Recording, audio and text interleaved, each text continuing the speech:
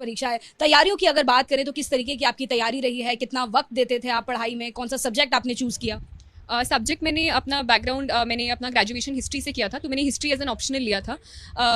घंटों की बात है या फिर टाइम की बात है तो काफ़ी एक डिमांडिंग एग्जाम तो है, क्योंकि सिलेबस काफ़ी ज़्यादा है, 3 स्टेजेस होते हैं, हर किसी की अलग डिमांड होती है, तो टाइम तो काफ़ी लगता है, पर हर किसी का अपना अपना अलग रहता है। तो कभी मैंने ऐसे घंटे काउंट नहीं करने की कोशिश की, ये कोशिश करती थी कि जब पढ़ रही हूँ तो वो क्वालिटी टाइम हो, कि उसमें टाइम ना वेस्ट हो। तो एक स्ट्रैटेजी बनाना आई थिंक अपने अपने अकॉर्डिंग बहुत इंपॉर्टेंट होता है, जहाँ आप अपने लिए टारगेट सेट करो, एक लिमिट करो मटीरियल को, तो आई थिंक वही हेल्प किया मुझे। आप किस तरीके से टारगेट सेट करती थी? क्योंकि हम जानते हैं कि जो लोग इंटरव्यू देख रहे हैं उसमें से कई सारे एस्पायरेंट्स भी हैं, अनफॉर्चुनेटली उसमें वो भी कई सारे लोग हैं जिन्होंने इस बार एग्जाम दिया था, लाखों लोग हैं जो एग्जाम देते हैं क्लियर नहीं कर पाए थे। तो क्या कुछ वो टिप्स हैं, क्या कुछ जो स्ट्रैटेजीज हैं जो आपके लिए फेवर में काम करी? आई थिंक क्योंकि मटेरियल बहुत ज़्यादा अवेलेबल है इस समय मार्केट में यूपीएससी का, तो मटेरियल को चूज़ करना सबसे ज़्यादा इंपॉर्टेंट हो जाता है।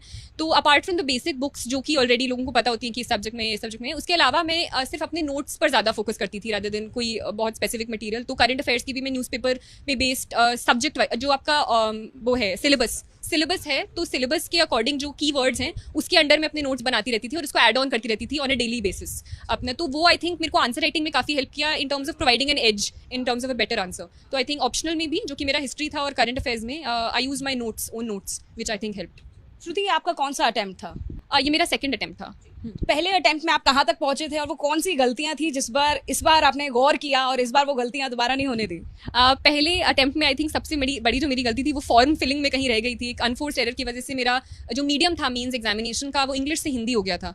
तो मुझे वो अराउंड 7 पेपर्स हिंदी में लिखने पड़े थे 3-3 घंटे के। तो वो एक मेजर इशू था, जिसकी वजह से मैं 1 मार्क्स से रह गई थी इंटरव्यू कॉल के लिए। केवल 1 नंबर से रह गए थे? रही थी, तो इसलिए मुझे लगा कि आई थिंक अगर मैं इंग्लिश में करूंगी इस बार और थोड़ा अच्छे से करूंगी तो उम्मीद है कि एक अच्छी रैंक इस बार आ पाए। इंटरव्यू आपका कैसा गया था? इंटरव्यू एक्चुअली मुझे लगा था अच्छा जाएगा, मॉक्स भी अच्छे जा रहे थे, पर मैं इंटरव्यू के बाद इतनी खुश नहीं थी और मेरे कुछ दोस्त और मम्मी पापा आए थे, तो मैं आकर इनफैक्ट रो दी थी इंटरव्यू के बाद। इतना ऐसे क्या सवाल आपसे पूछ लिए गए थे? मुझे लगा था कि थोड़ा फैक्चुअल बेस्ड हो गया था, मुझे थोड़ा कॉन्वर्सेशनल चाहिए था, तो इस मुझे मतलब वो थोड़ा मैं थोड़ा सेल्फ क्रिटिकल भी आई थिंक ज़्यादा हो गई थी और मुझे उम्मीदें शायद ज़्यादा थी। पर ये तो बाद में पता चलेगा कि कितने मार्क्स आए इंटरव्यू में, पर मैं इंटरव्यू के बाद थोड़ी मैं एप्रीहेंसिव थी कि शायद वो थोड़ा पुल डाउन। एक आध अगर सवाल आप बता दें हमें, क्या पूछे गए थे इंटरव्यू में?